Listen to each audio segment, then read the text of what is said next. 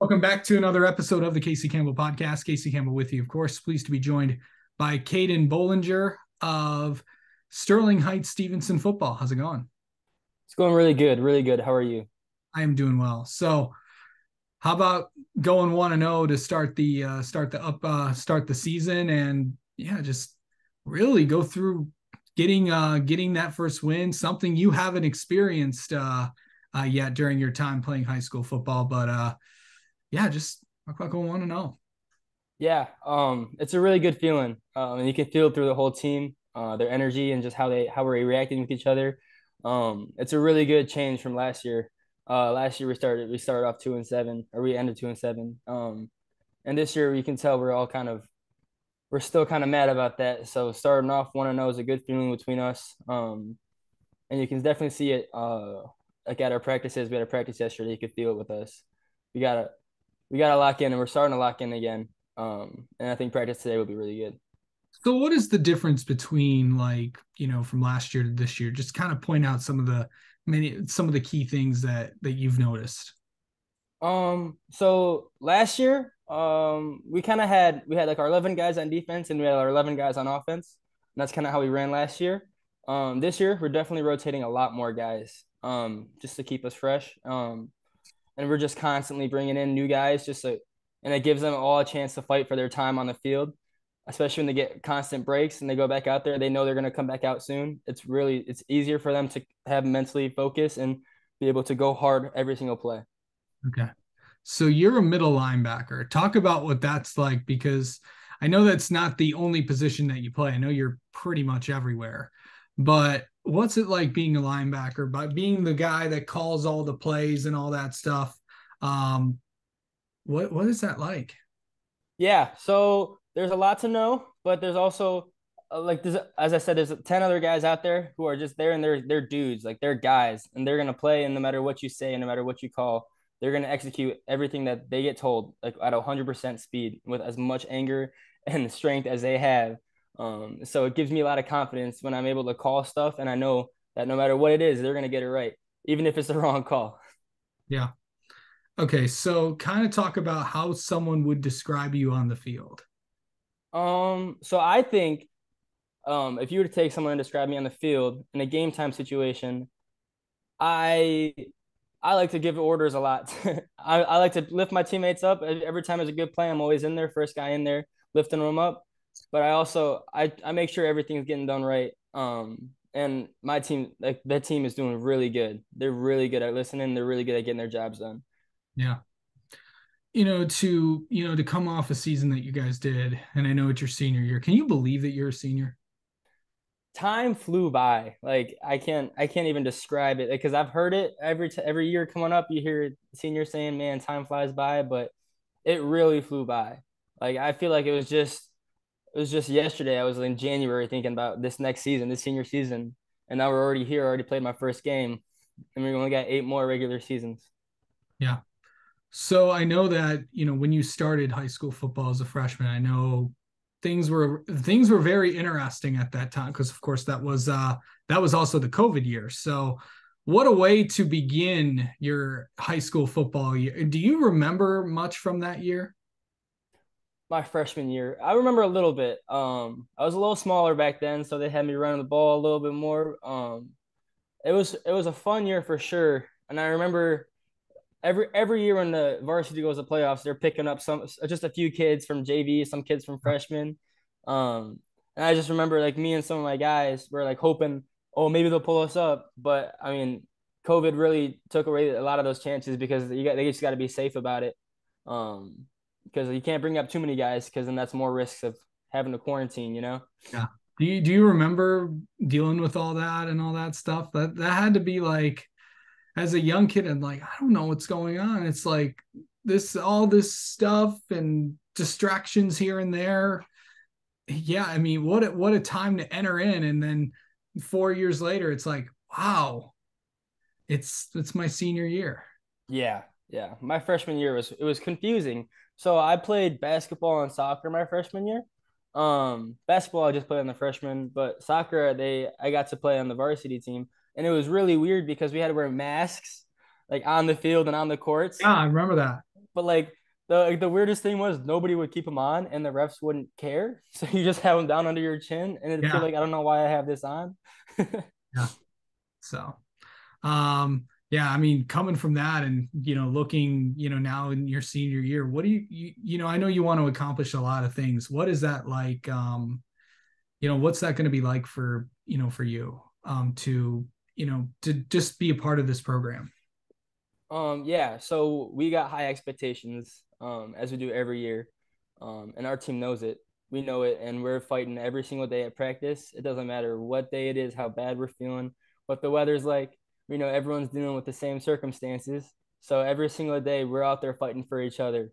And we all kind of just we got that knowledge in the back of our heads that it's more than just us individually, that we're fighting for everyone who's around us, because we got a bond and we all love each other. So Yeah. What has Coach Newcomb meant to you?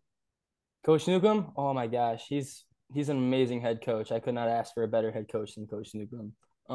He's a really really nice coach. He's genius too, genius play caller. Um, and he brings the energy. Like, so on our first day of hitting, it's called Christmas. I don't know if you know about this. We call our first day of hitting Christmas, and he comes out in a full Santa costume, and he brings the energy. Let me tell you, it is unlike anything I've ever seen. And we're all hyped because we got all our full pads on for the first time of the year, and you got Santa sitting in the middle yelling at you and motivating you, and it's just he's the type of guy who you want on your team as your head coach, because he brings the energy and he knows how to get a team in shape. Absolutely. And of course, Coach Newcomb was on this podcast not too long ago. So, good dude. All right. Well, let's get to know you, Caden. And there's only one way to do that, and this is good. This is going to be fun because I know a lot of your teammates watched your head coach's interview. So, let's ask you the 10 burning questions to see what else we can get to know out of you. So, how do you mentally prepare for a game? Okay, so mentally, so before a game, I would normally wake up normal time, get some good breakfast in, lots of proteins, a little bit of carbs. Um, and before a game, what I do, I put my earbuds in. I got worship music playing because I'm a strong believer in my faith. Yep. Um, and so is a lot of the team.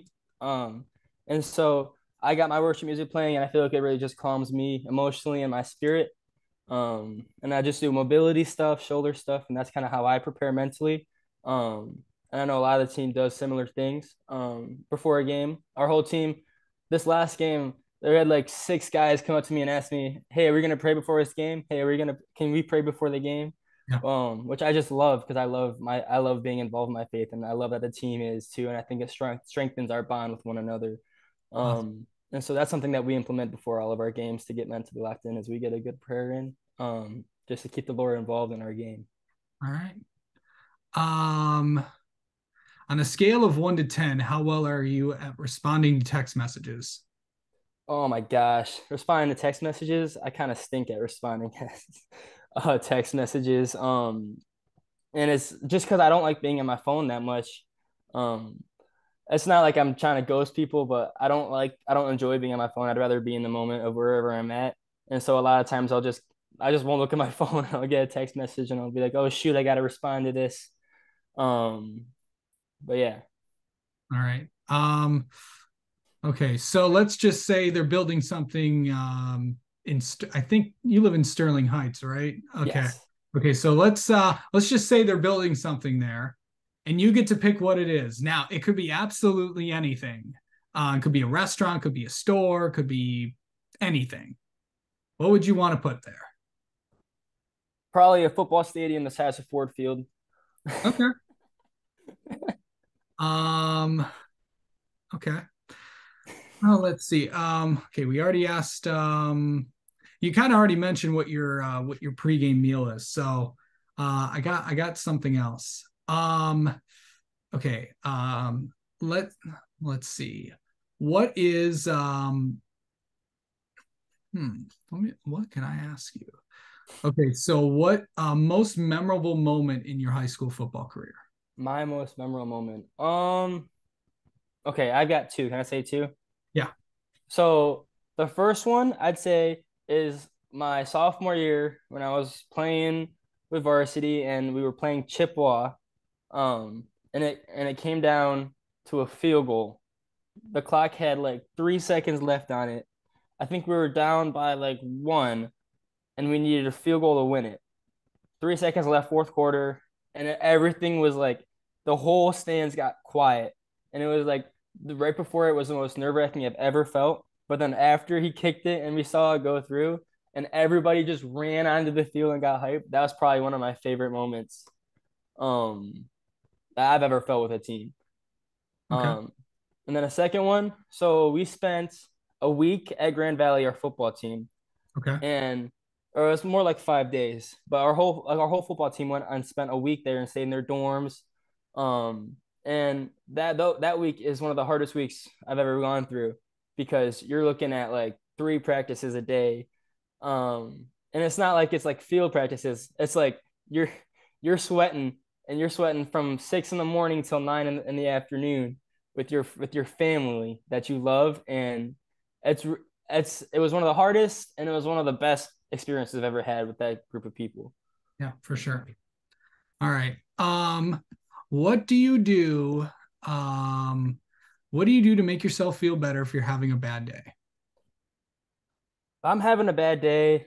Um, Normally what calms me is like listening to worship music, like I said, for before games. I'll pray, I'll talk to God. Um, Sometimes like if something's really bugging me, I'm fortunate enough to have people in my life who I could talk to about things that are going rough in my life. Um, but normally I find my peace in God. Okay. Um, let's see. Hmm. Oh, if you how much do you remember about past seasons of football? I remember, so I have really bad memory as it is, but I remember quite a bit from our past seasons, just because football is such a big part of my life. Yeah. I remember a lot of my sophomore year. That group was a really like it was a family, and I feel like we were really connected. And we went pretty far. We went to semis, and so that was a really fun experience. And I remember a lot, but I mean, I have memory problems as it is, but I remember a lot of experiences, a lot of emotions, a lot of feelings that I felt with those guys. Okay. If you could pick any social media app to use and delete the rest, what would it be? Um, I'd, I'd probably keep Instagram Okay. because it's got a balance between my family members and it's got a balance between my friends. Um, like Snap, I don't have as much family members on. Yeah.